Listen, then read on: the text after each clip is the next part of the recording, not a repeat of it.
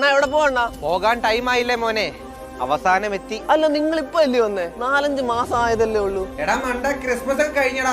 കഴിഞ്ഞ ആഴ്ച അല്ലേ ഓണം കഴിഞ്ഞേ? എടാ ഓണം കഴിഞ്ഞിട്ട് 3-4 മാസമായടാ.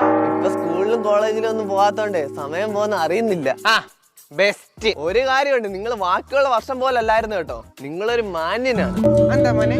ഇതിനു മുമ്പുള്ള വർഷങ്ങളൊക്കെ എന്തുവായിരുന്നു? വെള്ളപ്പൊക്കം, കൊറോണ, മനുഷ്യന്റെ സമാധാനം പോയി. സ്വസ്ഥത എന്തുവാന്ന് അറിഞ്ഞത് നിങ്ങൾ വന്നേ പിന്നെ കേട്ടോ.